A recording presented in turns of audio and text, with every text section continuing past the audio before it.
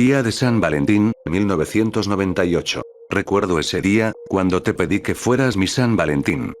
Ese vínculo especial que sentía que estaba sucediendo entre nosotros estaba aumentando, y quería llevar eso al siguiente nivel. Recuerdo la mirada en tu cara, la felicidad y la emoción del día que pasamos juntos drenados de tu cara como el agua corriendo por un penacho.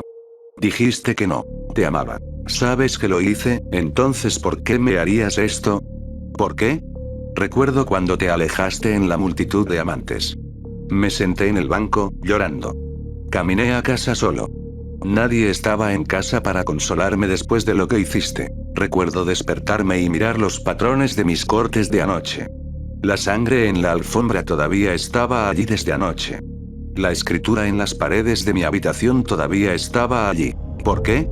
La escritura decía, todo escrito en sangre. Recuerdo que 2 semanas después, te vi en la calle con otro hombre. Mucho más joven y más guapo que yo. El dolor creció y creció. Todo lo que habíamos hecho juntos acababa de ser desechado por ti. Cada vez que follamos, me dijiste que me amabas a mí y solo a mí. Recuerdo cuando caminé por ese callejón, y esa banda de matones me asaltó y me mató. Morí pensando en ti, mientras el cuchillo se hundía en mi pecho, terminando mi vida con dolor en mi corazón, mientras el cuchillo cavaba más profundamente en mí. Podía sentir la vida escapándose. El puro dolor era insoportable. Recuerdo que en mi funeral, mis amigos y familiares estaban allí. Mi madre estaba llorando, mi padre la estaba consolando. Miré a mi alrededor, pero no pude encontrarte en ninguna parte. Cuando morí, no fue agradable. Todo lo que podía sentir era un dolor abrasador a través de mi cuerpo como si estuviera en llamas. El dolor era insoportable, y solo escapé porque no me sentía completa. Sentí que necesitaba algo más y sabía lo que era. Fue venganza. No sé cómo escapé, pero involucró mucho dolor. Cuando volví a la tierra, tenía ganas de ir directamente a casa para saludar a todos y decir que sobreviví. Entonces me di cuenta de que nadie podía verme, así que decidí matar a los matones que me quitaron la vida. Todavía podía mover cosas, pero era invisible. Fue muy divertido y lo disfruté mucho. El primero por el que fui terminó boca abajo en el suelo con un cráneo agrietado y sin cuero cabelludo. Nunca supo lo que le golpeó. Usé el mismo cuchillo que usó para matarme para tallar sus bonitos ojos de sus cuencas. Para entonces, los otros 2 imbéciles habían retrocedido en una esquina. Le arranqué los dedos al primero con los dientes, después de eso le corté los ojos, sosteniéndolos en la misma mano que la del otro. Sabía para qué los iba a usar. Iba a hacer un collar para ti. Con el segundo estremecimiento de dolor en el suelo y el tercero llorando, sentí la prisa y me volví aún más violento. Le rompí la mandíbula con el primer uppercut y le desprendí la cabeza de su cuerpo con el segundo y como con los demás, le corté los ojos con el mismo cuchillo y guardé los ojos y el cuchillo para su uso posterior. Sabía a dónde tenía que ir después. Iba a su casa, la que te quitó de mí. Iba a ser menos indulgente con él. Cuando lo vi por primera vez, sabía que algo andaba mal. Podía sentir que me acercaba. Lo noqueé con un solo golpe en el cuello, sacando sus vías respiratorias y sofocándolo hasta que se derrumbó. Después de eso, corté quirúrgicamente un agujero en su garganta para que pudiera respirar. Quería que esto durara el mayor tiempo posible. Ahogó la sangre y comenzó a despertarse. Al borde de la muerte, parecía que podía verme, sabía quién era yo. Pero estabas muerto, tartamudeó. Estaba tan equivocado. Le corté los ojos con él todavía gritando, luego sumergí el cuchillo profundamente en su estómago, viendo cómo sus intestinos se derramaban sobre el frío piso de la alfombra.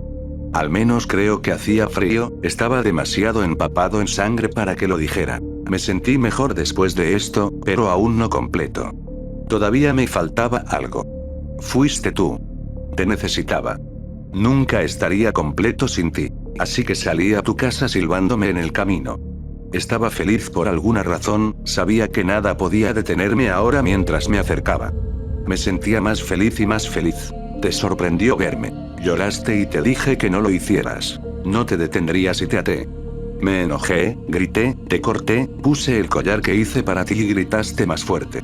Hundí el arma homicida que se usó en mí en tus ojos y desde entonces estuvimos unidos en un vínculo permanente. Nadie nos separaría. Ahora estaba feliz. Finalmente pude descansar.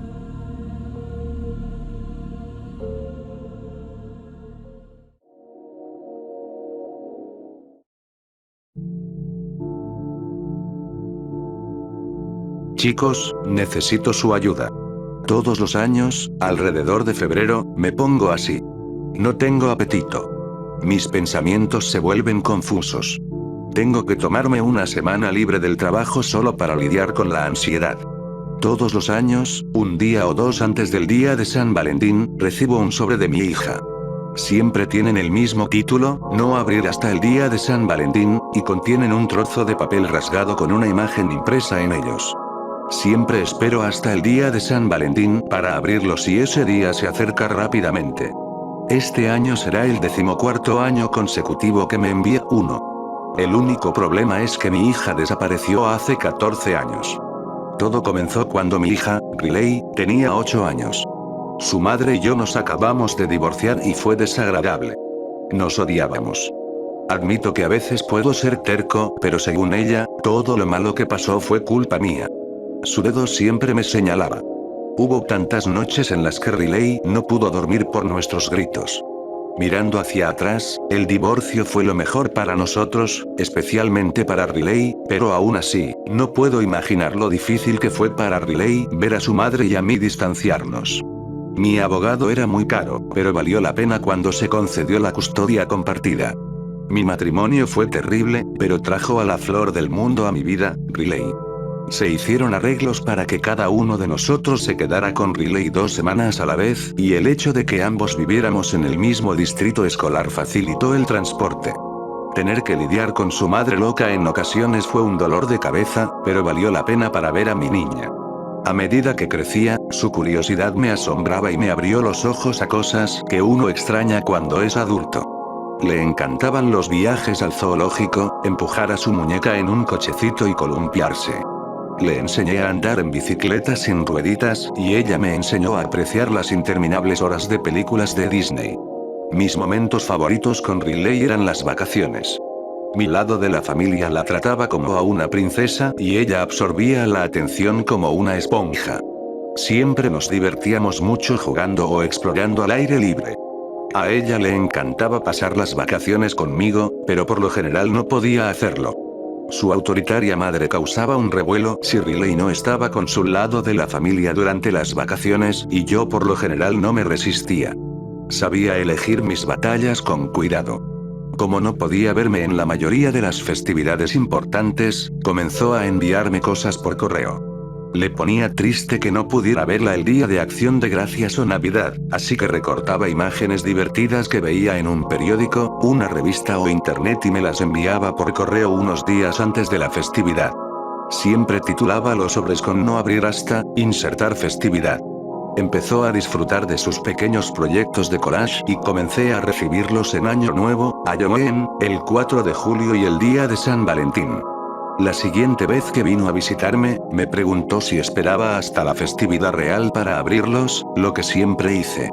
Para nosotros, era una forma divertida de eludir la regla de las 2 semanas. Empecé a poner todos sus sobres y recortes en un contenedor. Me he aferrado a cada una de ellas. Ella era mi angelito que podía ponerme de buen humor al instante. Su cuerpo puede haber sido pequeño, pero su corazón era lo suficientemente grande para los dos. No sé cómo se volvió tan cariñosa después de toda la mierda por la que su madre y yo la hicimos pasar, pero Dios, la quería tanto. Una mañana me despertó un golpe autoritario en mi puerta. La policía registró ansiosamente mi casa y me interrogó durante horas, pero yo estaba más confundido que servicial. Perdí la cabeza cuando dijeron que Riley estaba desaparecida. Me tragué mi orgullo para unirme a mi ex esposa, para ayudar a la policía de cualquier manera que pudiéramos. La búsqueda comenzó de inmediato. La alerta Ámbar ya se había emitido y toda la comunidad buscó a mi angelito. Nunca la encontraron. Después de obtener el testimonio de mi ex esposa, el vecino y otras personas, la policía armó su mejor suposición sobre lo que sucedió. El informe decía que Riley esperaba al final del camino de entrada al autobús escolar. Su madre dejó que Riley se quedara sola mientras se preparaba para ir a trabajar. La siguiente vez que buscó a Riley, ya no estaba y sospechó que el autobús la había recogido y que iba camino de la escuela. El conductor del autobús dijo que nunca vio a Riley ese día. Cuando la escuela llamó a mi ex esposa para avisarle de la ausencia de Riley una hora después, llamaron a la policía. Durante los días siguientes llegaron pistas, pero nada sustancial. A medida que la atención se desvanecía, también lo hacía la ayuda. A medida que la ayuda se desvanecía, también lo hacía mi optimismo.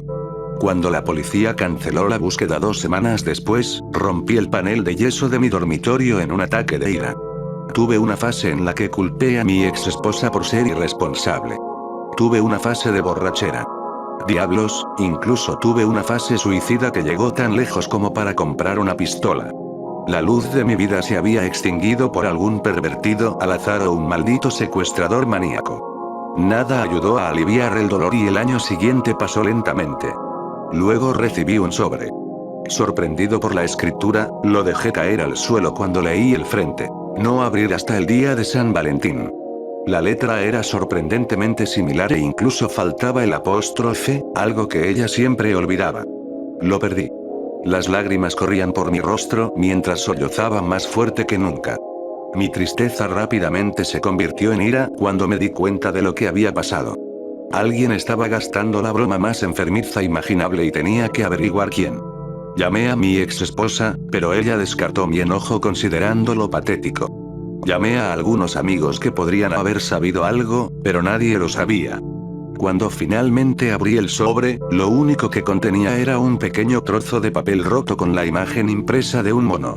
Después de calmar mi ira y recuperar la cordura, tiré todo en una bolsa de plástico para llevárselo a la policía. Una de sus cartas quedó atrapada en el correo y fue enviada con un año de retraso. ¿Es una broma cruel? ¿Su secuestrador se está burlando de mí? ¿Riley está viva? Ninguna de mis preguntas fue respondida después de que analizaron el correo. No había huellas dactilares, ni fibras, ni ADN. Nada de mierda. La única información útil que recibí fue que, como no había sello ni dirección de remitente, alguien lo puso personalmente en el buzón. Después de 6 meses de pruebas, me devolvieron el sobre y la imagen del mono. Lo puse en la caja con el resto de los regalos de Riley. El evento fue tan peculiar que nunca se me fue de la cabeza.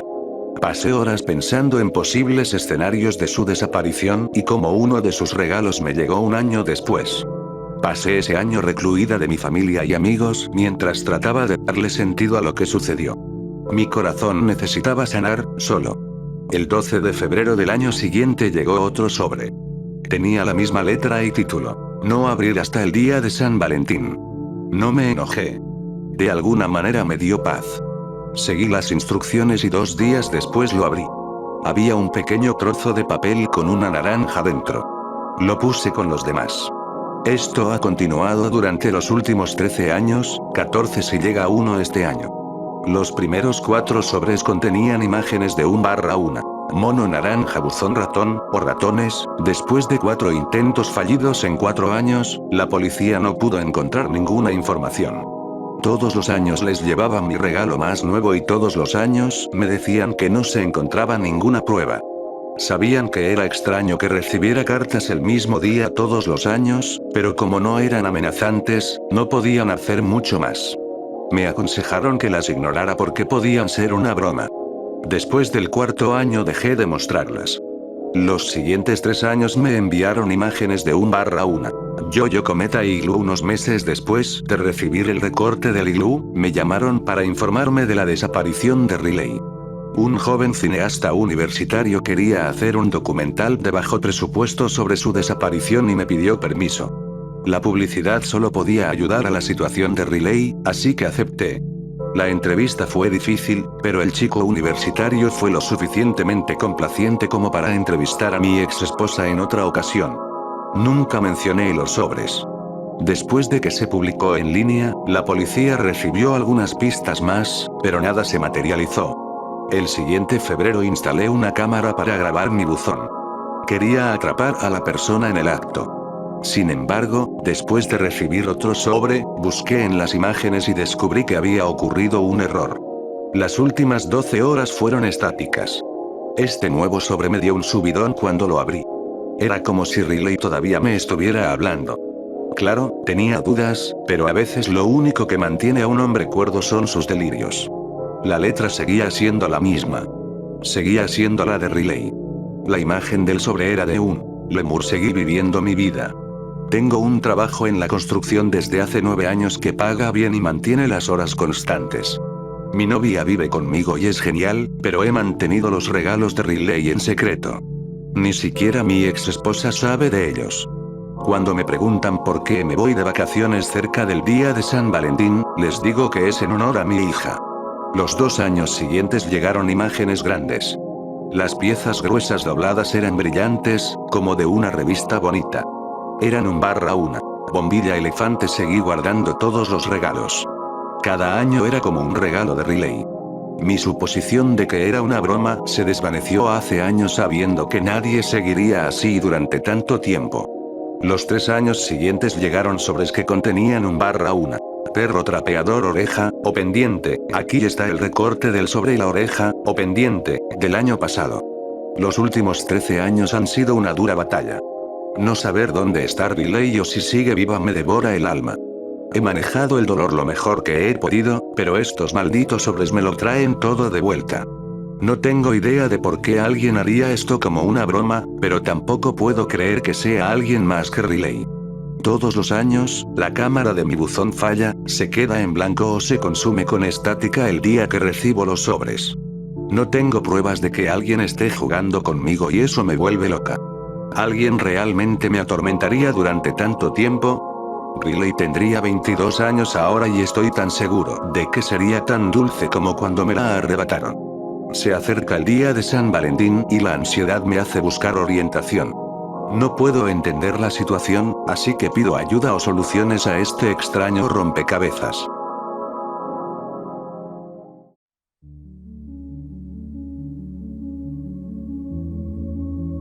Había logrado mantener un sano escepticismo hacia los fantasmas, los demonios y todo lo sobrenatural hasta los 28 años. Consideré que la mayoría de las afirmaciones sobre tales cosas eran, en el mejor de los casos, dudosas y, en el peor, dañinas. Yo estaba muy del lado de las ciencias clásicas, ya que había estudiado física en la Universidad de Edimburgo varios años antes. Si bien mi profesión nunca me llevó de nuevo al ámbito científico, hasta ese momento había mantenido una oposición implacable a la pseudociencia y la superstición. Mis amigos a menudo se preguntan sobre el cambio que vieron en mí en ese momento. Lo que les sorprendió fue que no fue un cambio de actitud lento y constante, sino más bien un cambio total de la noche a la mañana. Una transformación, por así decirlo. Puede haber parecido que ocurrió muy rápidamente, pero de hecho sucedió en un lapso de tiempo ligeramente más largo. 2 semanas para ser precisos. Era febrero, de hecho era la semana del día de San Valentín. En esa época estaba pasando por una fase de aislamiento social. Es algo que me ocurre a menudo en los sombríos inviernos escoceses, cuando me envuelvo cada vez más en mi propia soledad y en mi amargura pasajera hacia aquellos que encajan. Era, y sigue siendo, una resaca neurótica de mi adolescencia, que me ha atormentado durante demasiado tiempo. 2 semanas antes me había encontrado vagando por las calles adoquinadas de Edimburgo para despejarme. Caminar, por divertido que parezca, siempre ha sido un gran consuelo para mí. Uno está, en todos los sentidos, solo con sus pensamientos, pero esa parte de uno que anhela la compañía de los demás se apacigua un poco estando en el mundo, aunque solo esté en él el tiempo suficiente para compartir una mirada con un extraño que pasa por allí. Edimburgo es una ciudad muy antigua y ha conservado notablemente gran parte de su antiguo ser. Las calles adoquinadas serpentean por la empinada ladera de lo que antaño fue un volcán, dividiendo esporádicamente en callejones estrechos que, ocasionalmente, desembocan en patios apartados. Estos numerosos patios suelen estar flanqueados por altas casas adosadas, apiñadas unas contra otras como si susurraran sobre un pasado secreto y olvidado hace mucho tiempo. El impresionante carácter de Edimburgo como ciudad a menudo pasa desapercibido para quienes han vivido allí el tiempo suficiente como para considerar la belleza algo común. Como suele ocurrir cuando uno se ve presa de la depresión, yo no había dormido bien. Había terminado de trabajar la tarde anterior alrededor de las 5 de la tarde y, aunque logré dormir unas horas, mi mente no me dejaba relajarme. A las 6 de la mañana, aunque era domingo y por una vez podía echarme una larga siesta, admití la derrota en mis intentos de descansar como es debido y me levanté para saludar al mundo, aunque de mala gana. Cuando me puse en camino, todavía era temprano por la mañana y el aire frío de enero me ardía en la cara. Aunque Edimburgo es, por falta de una mejor expresión, una ciudad turística, a esa hora todavía parecía relativamente desierta, incluso para ser domingo. Una ligera niebla se había levantado del agua de Leyte, lo que hacía que la sensación de frío fuera aún mayor a medida que pasaba por las estrechas callejuelas y las aceras vacías, sin darme cuenta de por dónde iba. Cuando las tiendas abrieron y el primer hilo de turistas se deslizó por las aceras adoquinadas de los hoteles, me dirigí deliberadamente hacia una red de calles más tranquilas y a menudo olvidadas. Mi mente errante se había apoderado de mí, porque cuando abrí paso a través de la neblina de una ensoñación, me encontré de pie ante las puertas de un viejo cementerio. Había estado pensando en dar la vuelta y volver a casa, pero algo en ese lugar despertó en mí una compulsión. Tenía que explorarlo. Me pareció curioso que las puertas, construidas con varillas de acero ennegrecido, estuvieran abiertas a esa hora del día. Al entrar en el cementerio, noté de inmediato el aislamiento general del lugar, y disfruté del sonido de la grava bajo mis pies que perforaba el silencio mientras avanzaba lentamente por un camino sembrado de pequeñas piedras blancas. No era un cementerio grande. Parecía estar formada por dos parcelas separadas, con las tumbas más antiguas al frente, bordeando la cerca y la puerta, y alineándose hacia atrás hasta una pequeña colina cercana donde yacían los residentes fallecidos más recientemente. Las tumbas más antiguas tenían las cicatrices del paso del tiempo. Encontré una que estaba fechada en 1776, pero el epitafio era ilegible. Sentí tristeza al mirar la lápida, preguntándome a quién pertenecía y contemplando indulgentemente sobre mí mismo como un alma olvidada o perdida. Finalmente me alejé y caminé colina arriba hacia las tumbas más nuevas. Me sentí atraído por un gran sicómoro viejo que se alzaba sobre varias tumbas debajo de él, con un comportamiento casi protector. Miré fijamente una de las lápidas, leyendo las palabras pero sin registrarlas, mientras mi mente estaba envuelta en otro sueño más. La tumba se destacaba un poco de las que la rodeaban. La lápida era de color blanco, mientras que las que la acompañaban estaban forjadas en un mármol negro profundo. Sin pensarlo, pasé la mano sobre la piedra lisa, sintiendo las ocasionales marcas de los elementos sobre ella. Al pie de la lápida había un pequeño jarrón inofensivo. Estaba hecho de un metal marrón, supuse que era de cobre, ya que la superficie presentaba pequeñas vetas de color azul debido a su exposición al clima. Mientras estaba allí, algo surgió de mi mente. Algo que me molestó mucho. Al principio no sabía qué era, lo experimentaba simplemente como una sensación baja y creciente de incomodidad. A medida que esta sensación de inquietud alcanzaba su punto álgido, de repente me di cuenta de lo que estaba mal. El nombre en la tumba era Lisa Mayne. Conocía bien ese nombre, todo el mundo en el área local lo conocía. La había conocido cuando estaba creciendo, ya que fuimos juntos a la misma escuela. Ella era alguien a quien observaba desde lejos, llena de vida y exuberancia, mientras que yo era tímido, solitario y reservado.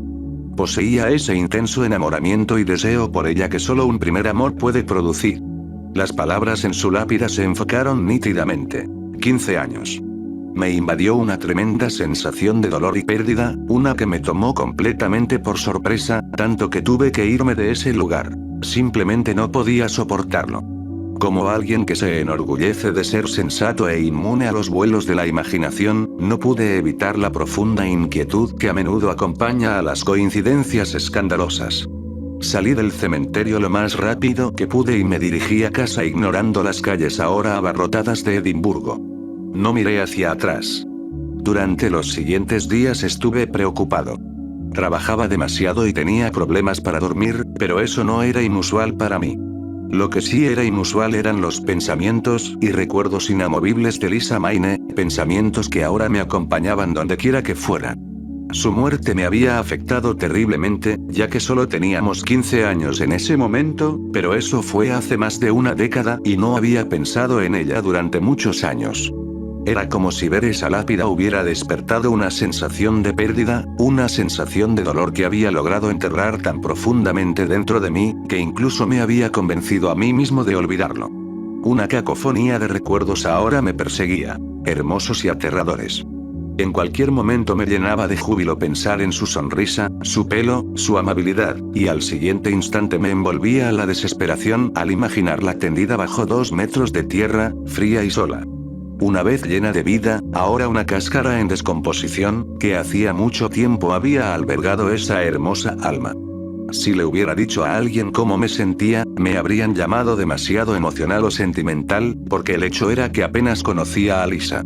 Al observarla durante años desde el otro lado del aula, me imaginé hablando con ella, compartiendo esos momentos embriagadores que significan tanto para un adolescente. La primera conexión con alguien a quien adoras, la primera sensación de ser amado, el primer beso. De hecho, casi nunca había hablado con ella hasta unas pocas semanas antes de que muriera. En una de esas maniobras embarazosas que suelen llevar a cabo los profesores, todos los alumnos fueron emparejados a la fuerza con alguien para que los llevara a nuestro primer baile social. El baile social era un asunto tórrido. Para alguien como Lisa era divertido y había que disfrutarlo, mientras que para mí era algo que había que detestar. Me sentía avergonzada, no tenía talento para ser bailarina y, más aún, tenía miedo de pasar tiempo con una chica, frenada por mi propia torpeza adolescente. Era finales de enero y Lisa rápidamente me tranquilizó en la clase de baile social donde practicamos. No puedo expresar la sensación simultánea de alegría y miedo que sentí cuando me pidió que la acompañara a casa ese día. Algunas personas encuentran que las interacciones sociales son agotadoras, al igual que yo, siempre me preocupé por decir algo incorrecto, pero algunas personas pueden hacer que otras se sientan cómodas con el mínimo esfuerzo.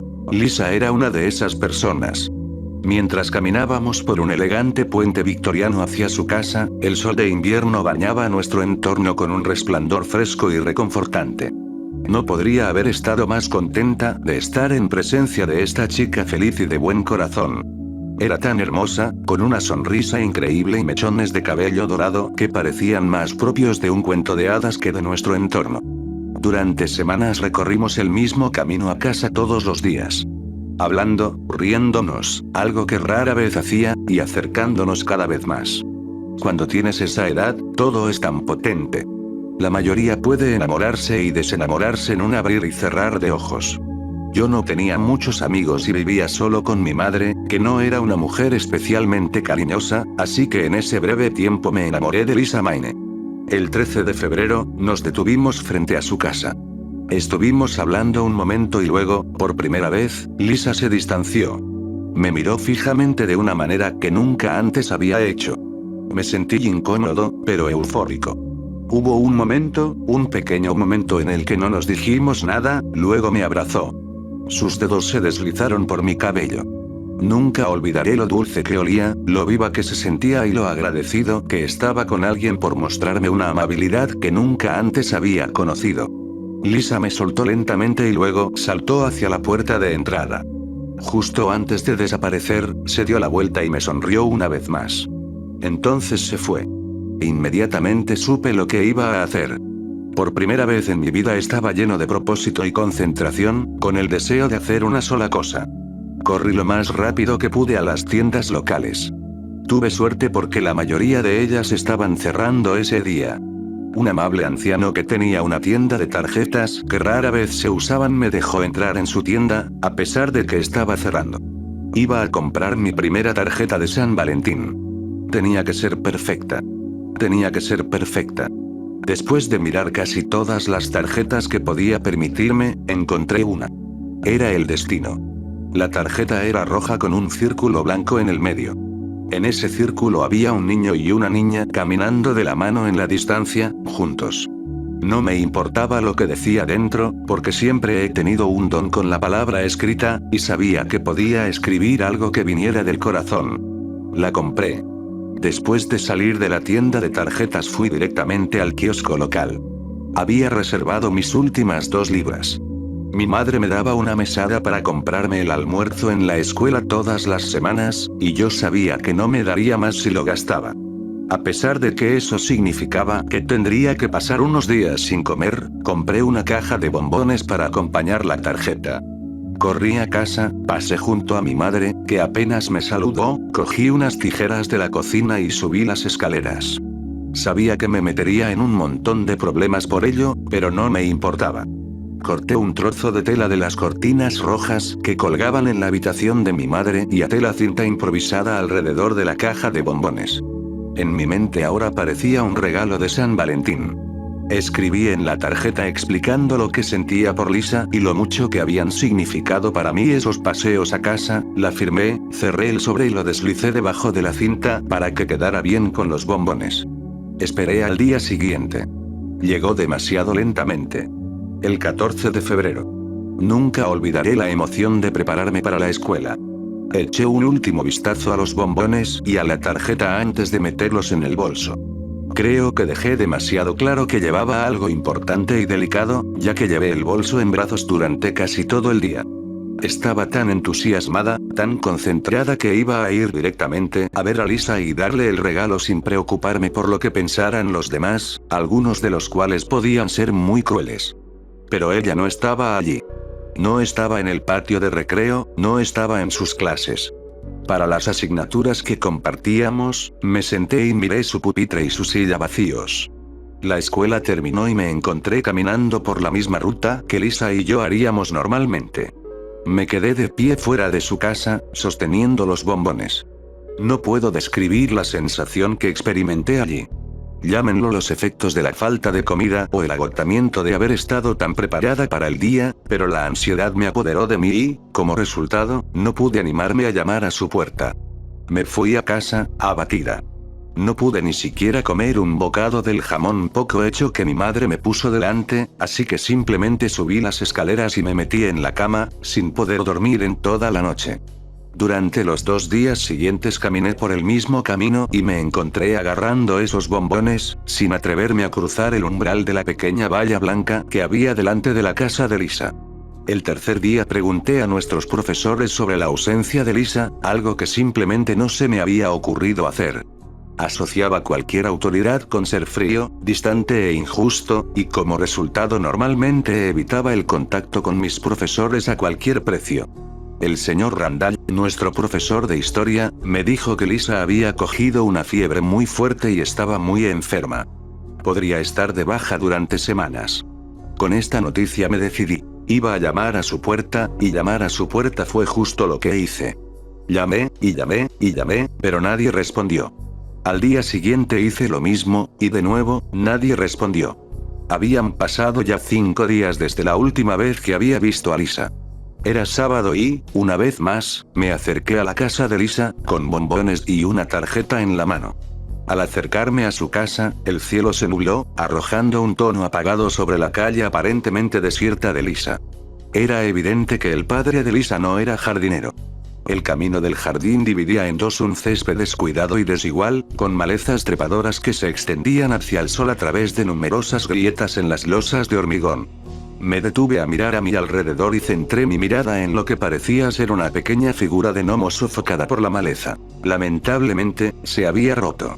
Muchos sugieren que cuando algo va mal, una persona lo sabe. Puede que no sea consciente de lo que ha sucedido exactamente, pero casi puede sentir una sensación palpable de pavor en el aire. Miré a mi alrededor y continué hacia la puerta principal. Algo era diferente. Anuncios. Estaba segura de que la casa me había parecido tan desierta como los días anteriores que la había visitado, y aunque la casa estaba, a todos los efectos, exactamente igual que antes, había un cambio. La puerta principal estaba abierta. Estaba convencida de que la puerta estaba cerrada cuando llegué, pero lo descarté como un simple subproducto de mi fascinación por el estado del jardín de Lisa. Verás, no puedo explicarlo del todo, pero había algo sofocante en esa casa, en esa calle tranquila. Llegué a la puerta y agarré el llamador, golpeando 3 veces. No hubo respuesta. Repetí mis golpes con más fuerza esta vez, pero nadie vino. La puerta estaba solo ligeramente entreabierta y, por lo tanto, no podía ver mucho del interior. Todo lo que podía decir era que la casa estaba oscura y que el aire que se escapaba por la puerta era mohoso, como si nada se hubiera movido dentro durante días. Empecé a sentirme nervioso. Realmente no sabía por qué. Aclarando mi garganta y tartamudeando ligeramente, pregunté «¿Hola?», varias veces sin respuesta. La calle estaba vacía y todo el lugar parecía desprovisto de vida. Entonces un pensamiento comenzó a rumiar y cobrar fuerza dentro de mí. ¿Y si Lisa y su padre estaban heridos? Empecé a pensar en todas las posibilidades que se me presentaban. Los dos yacían en algún lugar de la casa, heridos, sin comida ni agua durante días. Entonces recordé que mi profesor de historia había dicho que Lisa estaba enferma. Debió haber hablado con alguien para saberlo, probablemente el padre de Lisa. Esperaba que no estuviera tan enferma como para que su padre la hubiera llevado al hospital. A pesar de la lógica de mis pensamientos, no podía deshacerme de la horrible sensación de que algo iba mal. El miedo empezó a apoderarse de mí, pero cerré los ojos solo un momento y encontré en el recuerdo del abrazo de Lisa todo el consuelo que necesitaba para superarlo. Me aferré con fuerza a la tarjeta y los bombones mientras abría la puerta por completo. Se movió en silencio, pero estaba segura de que el ruido que haría al golpear un tope en el suelo alertaría a cualquiera de mi presencia, ya que el golpe resonó por toda la casa, pero nadie vino. La casa estaba bañada por la oscuridad. Eché una última mirada a mi alrededor y crucé el umbral. Aunque Lisa no provenía de una familia adinerada, la casa tenía un piso superior y debía tener al menos 4 habitaciones con un ático. Tal vez el hecho de que Lisa fuera hija única hacía que la casa pareciera más grande o más vacía, pero mientras avanzaba lentamente por el pasillo, sentí como si cada paso resonara en pasillos y habitaciones distantes. Empecé por la sala de estar en la planta baja, pasé de una habitación a otra preguntando de vez en cuando si alguien podía oírme, pero rápidamente me di cuenta de que solo estaba hablando conmigo mismo. El aire era sofocante y al pasar la mano por un radiador me di cuenta de que la caldera debía de llevar algún tiempo encendida. Cuando entré en la cocina en la parte trasera de la casa, oí algo. Era un golpe sordo casi rítmico. No pude identificar lo que era, pero sabía que venía de algún lugar del piso de arriba. Salí de la cocina, lo cual me alegré de hacer porque estaba llena de olor a comida podrida, y caminé hasta el pie de la escalera. La escalera era bastante estrecha y corría por el interior de una pared. En lo alto de la escalera había un rellano que giraba hacia la izquierda y conducía a las otras habitaciones. El ruido sordo se hizo más pronunciado y, mientras subía lentamente las escaleras, el mismo miedo que me había invadido en la puerta regresó. La comprensión de haber entrado en la casa de alguien sin invitación se hizo evidente. Me detuve un momento, cerré los ojos y pensé en Lisa nuevamente. Continué. Cuando llegué a lo alto de las escaleras, el ruido sordo se detuvo. Ahora me estremezco solo de pensarlo. Había 3 puertas que conducían a los otros dormitorios y una que conducía a un baño que ya podía ver que estaba vacío. La puerta del primer dormitorio estaba abierta. Miré lentamente hacia adentro, casi esperando encontrar a alguien allí. No había nadie. Era la habitación del padre de Lisa, ordenada, organizada, casi sin objetos notables.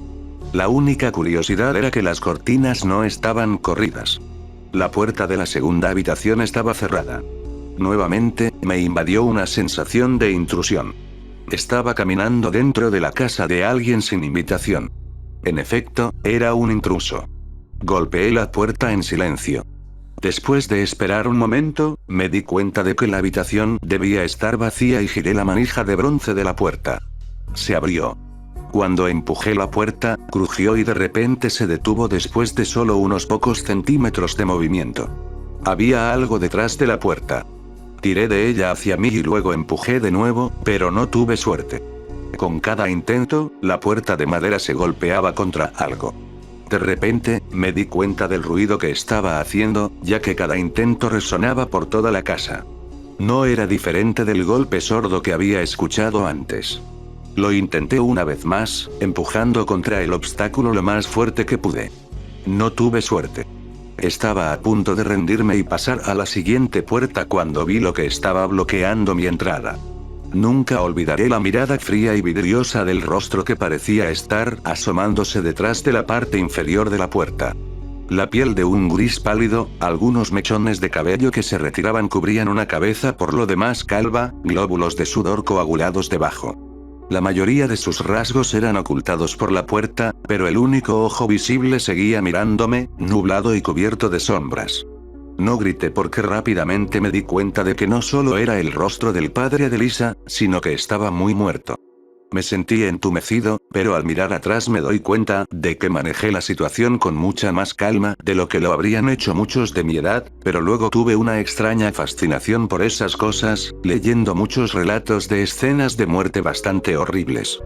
Me quedé mirando por un momento, me recompuse y luego, de inmediato, pensé en Lisa y dónde podría estar. ¿Estaba en la misma habitación? ¿Estaba en el ático? Todo lo que podía esperar era que estuviera bien. Entonces sucedió algo. Un evento que hasta el día de hoy he reprimido, ignorado y evitado tanto como me ha sido posible. Algo que me sacudió hasta la médula. Algo que nunca le he contado a nadie.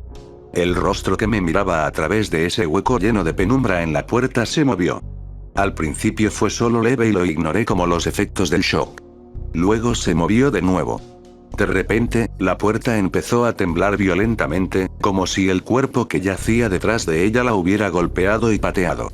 La cabeza se giró hacia arriba mientras el crujido de la riga mortis del cuello luchaba contra cada movimiento brusco y feroz. Un gorgoteo pútrido salió a borbotones, enfurecido, de lo más profundo de su garganta hinchada. Cerré los ojos. Estaba seguro de que no era real. Los golpes cesaron y la casa volvió a quedar en silencio. Dejé escapar un suspiro de alivio y abrí los ojos. Lo que vi apenas puedo describirlo ahora. El rostro se había movido hacia arriba desde detrás de la puerta para estar a la altura del mío. La puerta se sacudió y traqueteó bajo la tensión mientras su atacante venenoso intentaba abrirse paso a zarpazos y golpes. Finalmente, el rostro empujó y se escurrió a través del hueco de la puerta, revelando sus rasgos repulsivamente repugnantes en su totalidad. Muerto, hinchado por la sangre coagulada, jadeando sin descanso en busca de aire, todo el tiempo mirándome fijamente con ojos llenos de odio y labios apretados sobre dientes apretados, que se rechinaban unos contra otros con odio miserable. Anuncios. No recuerdo mucho de lo que pasó después de eso, tal vez me alegra saberlo. Sé que escapé, y sé que corrí a casa confundido, llorando y balbuceando como un loco. También sé una cosa más, aunque el recuerdo ha quedado tan relegado en mi interior que apenas puedo reconocerlo, sé que lo que fuera que estaba en esa habitación se coló por el hueco de esa puerta. Se coló y me agarró. ¿Cómo escapé? No lo sé. La verdad era más horrible de lo que podría haber imaginado. El padre de Lisa había perdido su trabajo un par de semanas antes y, a medida que las facturas se acumulaban combinadas con la presión de cuidar a su única hija, perdió la cabeza. Cuando la policía entró en la casa, encontraron el cuerpo de la pobre y dulce Lisa en el sótano. Tenía las muñecas atadas a un radiador. La habían estrangulado hasta la muerte. Después de matar a su hija, el padre de Lisa subió a la habitación de ella y se ahorcó. Después de unos días colgado allí, la cuerda que usaba para ahorcarse parecía haberse roto. La policía encontró su cuerpo desplomado detrás de la puerta del dormitorio. La puerta estaba abierta. A medida que el tiempo erosionaba la memoria, la explicación de estos eventos cambió mucho. A lo largo de mis años de estudio en la escuela y luego en la universidad, leí sobre las presiones psicológicas y cómo el trauma podía provocar alucinaciones vívidas. Me había convencido de que había encontrado al padre de Lisa muerto y que el shock había producido el resto de la experiencia. No importa cuán real pareciera, la idea de que un cadáver retorcido por la rabia y el odio, tal vez incluso por el amor que sentía por su hija, pudiera de alguna manera volver a la vida y atacar a los vivos, simplemente no encajaba con mi comprensión científica y atea del mundo. Descarté toda la experiencia, pero una cosa todavía había logrado atormentarme hasta que logré ocultármela a mí mismo. La policía informó que Lisa había estado atada durante un par de días antes de que la mataran. La fecha de su muerte fue registrada como el 15 de febrero. Ella estaba en ese sótano, atada, asustada pero viva cuando fui a darle su regalo de San Valentín. La gente habla de apariciones y espíritus, pero el recuerdo de ese rostro desencajado que se alzaba por la puerta no era nada comparado con el conocimiento de que si hubiera entrado en su casa ese día, tal vez, solo tal vez, podría haberla salvado. Sí, era una niña, pero podría haber hecho algo. Crecí, pero nunca volví a sentir ese amor, ese sentimiento de conexión con otro ser humano. Desarrollé un apego enfermizo a mi propia compañía y me encontré más interesada en enterrar mi cabeza en los libros de texto que quizás en conocer a otras personas, o incluso en enamorarme. Los amigos que tuve nunca fueron tan cercanos a mí, ni nunca entendieron realmente quién era yo. Ver la tumba de Lisa me había devuelto todo. Esos momentos robados, esa cosa en la casa, su muerte. Lo gracioso es que de todos esos recuerdos, tanto traumáticos como preciosos, el pensamiento que me invadió fue el de la muerte. El regalo de San Valentín que nunca le hice a Lisa no me abandonó. Aunque todavía tenía la esperanza de que el objeto muerto que había en la casa de Lisa fuera producto de mi imaginación y de que el mundo todavía fuera muy material, carente de espiritualidad, sentía la necesidad de rectificar. Había conservado la tarjeta todos esos años. En muchos sentidos era mi posesión más preciada y a la vez más odiada. Apreciada por los recuerdos que traía de mí, y odiada por la misma razón. La mañana del 14 caminé por las calles adoquinadas de Edimburgo hacia el lugar de descanso de Lisa. En el camino me detuve en un pequeño kiosco y compré una caja de bombones. En mi primera visita había pasado por allí por accidente, recorriendo vagamente cada calle, aturdido, pero esta vez estaba concentrado y decidido. El sentimiento es algo curioso y me había animado a conservar, no solo la tarjeta, sino también la cinta que hice para los bombones. Cuando entré en el cementerio miré hacia la colina solitaria donde ella yacía. Sentí dudas. No porque no quisiera dejar los regalos junto a su tumba, sino más bien porque no sabía hasta qué punto los sentimientos de remordimiento, tristeza y amarga nostalgia me invadirían de nuevo. Sin embargo, me detuve un momento y luego caminé por el sendero blanqueado, hacia la colina, hacia ella. Allí estaba. El sol todavía estaba relativamente bajo en el cielo y proyectaba sombras largas, retorcidas y exageradas sobre todo. Después de estar allí de pie durante lo que me pareció una eternidad, saqué la cinta, la até con cuidado alrededor de la caja y luego coloqué los bombones y la tarjeta contra la fría lápida. No sé si dije algo. En ese momento probablemente no lo hice porque todavía estaba convencido de que ella no estaba allí para escucharme. De que una vez que tus seres queridos mueren, se van para siempre. De que la muerte es el final. Sé que lloré. Lloré como no lo había hecho desde que era un niño. Caí de rodillas y enterré la cabeza entre las manos. Estaba inconsolable. Esos momentos de absoluta tristeza, absoluta desesperación por la crueldad de la vida y lo que le había hecho a la hermosa Lisa, fueron los últimos que tuve como verdadero escéptico, porque mientras me arrodillaba allí, el viento sopló suavemente a través del cementerio, acariciando suavemente esas lápidas de piedra de pérdida y a quienes las asistían. Había oído y leído sobre personas que habían tenido una experiencia religiosa o espiritual, y aunque no puedo aceptar verdaderamente los testimonios de otros, puedo decir que lo que sentí en ese momento fue profundo. Un sentimiento dolorosamente hermoso de compañía y amor. Miré a mi alrededor. No había nadie allí, pero sentí que había alguien. Traté de sacudirme la sensación como si mi mente simplemente me estuviera jugando una mala pasada, pero no importaba cuánto intentara apegarme a esa interpretación de los hechos, simplemente no podía hacerlo. Ese sentimiento compartía una emoción gemela. Solo una vez antes me había sentido así, cuando Lisa me abrazó la última vez que la vi. Mientras la sensación me invadía, me di cuenta de que había estado buscando de nuevo esa misma sensación, pero que nunca la había encontrado hasta ese momento. Me levanté, me sequé los ojos y toqué la lápida como para decir adiós. Caminé hacia la entrada del cementerio con una sonrisa de oreja a oreja, algo que cualquiera que me conozca te dirá que es extremadamente inusual. Cuando llegué a la puerta, miré una vez más a esa colina, que para mí ya no era un lugar de soledad, sino de amor y amistad. La segunda y última vez que puedo decir que vi un fantasma fue en ese momento, porque de pie en la colina junto a la tumba de Lisa estaba la imagen borrosa de una joven con un vestido rosa de baile social. No corrí hacia la tumba, porque sabía que no tenía que hacerlo. Ella me saludó lentamente con la mano y luego desapareció detrás de su lápida. Caminé hacia casa. Me sentí plena, alegre y exuberante. Es casi imposible describir esa experiencia junto a la tumba, tal vez la totalidad sea suficiente por ahora, pero ni siquiera eso puede transmitirla. Mis amigos se preguntan qué me pasó en esa época. La verdad es que encontré algo que no sabía que me faltaba. Algunos que lean esto pueden pensar que encontré mi fe, pero no fue así en absoluto. Lo que encontré ese día fue compañía y aceptación de la única persona a la que realmente había amado. Desde ese día supe que el mundo era un lugar mucho más misterioso y maravilloso de lo que jamás podría haber imaginado.